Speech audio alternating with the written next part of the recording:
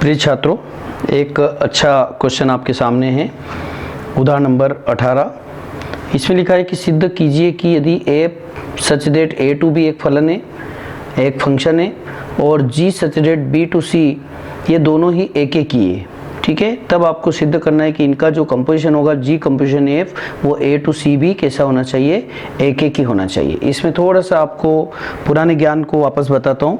पुरानी बातें आपको अच्छे से मैंने समझाई थी। 1 1 और 1 2 एक एक ही और अच्छा तक ये बहुत हमने सॉल्व किए हैं पहले और काफ़ी अच्छा समझाने की कोशिश की थी। फिर भी एक बार मैं और बताना चाहूँगा कि उसमें क्या करते थे हम। तो यहाँ पर हम देख रहे हैं कि पहले से आपको गिवन है, देखिए दिया है F such that A to B, ये कैसा है, एक एक ही है,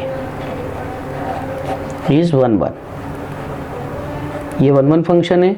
और जब कभी 1 1 फंक्शन हम पुट करते हैं तो हम लिखते थे कि let x1 and x2 belongs to a। यदि a में कोई एलिमेंट्स होते थे तब ऐसी स्थिति में हम कहते थे कि अगर f of x1 equals to f of x2 आता है, इसका मीनिंग ये हुआ कि x1 और x2 आपके अगर इक्वल आ जाते हैं तो वो एक एक ही होती थी। मीन्स आपको जो 1 1 फंक्शन है, अगर कोई 1 1 फंक्शन है तो मान लिया जाए कि उनकी दोनों की, पहली बात तो आप 1 1 को समझते हैं कि 1 1 में क्या होता है, हर एलिमेंट की एक एक इमेज होती है। अब यहाँ पर हम क्या कर रहे हैं, दो इमेज को इक्वल रख रहे हैं। अब दो इमेज को अगर इक्वल रखा, इसका मतलब तो फिर वो क्या होगा कि आपका एलिमेंट्स भी एक जैसे अगर प्रूव कर दिए, वो एलिमेंट्स अलग अलग होते तो होना चाहिए, अगर अलग अलग हैं दोनों एलिमेंट्स तो उनके इमेजेस भी अलग अलग होना चाहिए। तो यही हम प्रूव करते हैं हमेशा, यानी कॉन्ट्राडिक्ट करते हैं हमेशा कि fx1 इक्वल टू अगर fx2 हैं, इसका मतलब दोनों जब इमेज इक्वल हैं तो वो एलिमेंट भी इक्वल होंगे। तो ये कंडीशन हमेशा हम 1 1 में लेके चलते हैं, ठीक है। तो एक तो इसका यूज़ होगा।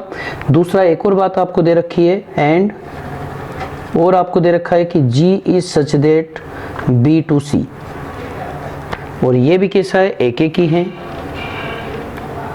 यानी 1 1 है।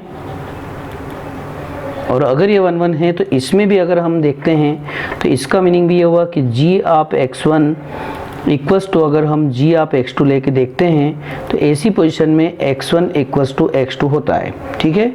तो यहाँ पर आपको ये दो रिजल्ट का यूज़ हम कर सकते हैं क्योंकि आपको दे रखा है कि दोनों फंक्शन जो हैं वो एक एक ही है, यानी कि 1 1 है। अब हम चलते हैं, जो प्रूव करना आपको ये है, आपको g of f such that a to c b आपका कैसा होना चाहिए, एक एक ही, यानी 1 1।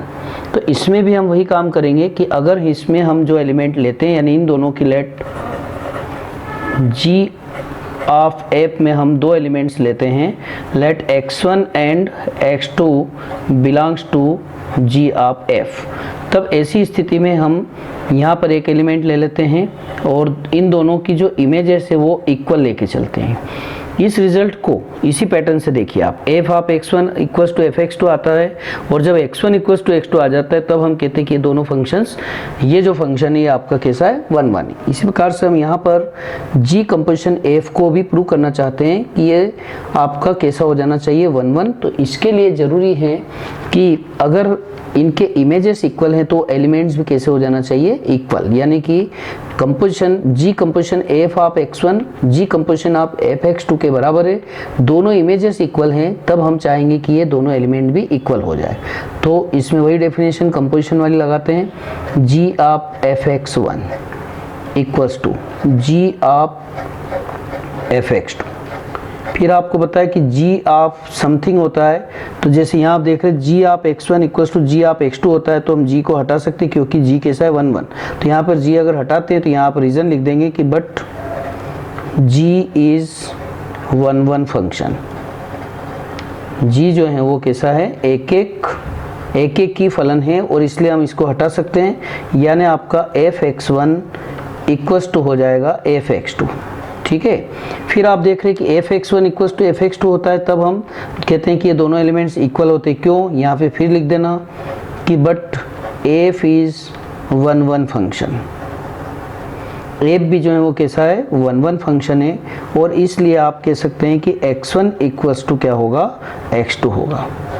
यानी आपको मैंने पहले ही बताया था कि इसको अगर प्रूव करना है तो ये दोनों इमेजेस अगर इक्वल थी तो वो दोनों एलिमेंट्स भी कैसे हो जाना चाहिए, सेम हो जाना चाहिए, मीन्स यूनिक। दोनों इमेजेस अगर इक्वल थी तो दोनों एलिमेंट्स अलग अलग न होकर के वो दोनों एलिमेंट्स कैसे हैं, सेम है, अपने आप में प्रूव हो जाता है। इसका मतलब लिखेंगे हम कि जी कंपोजिशन एफ इज 1 1 फंक्शन।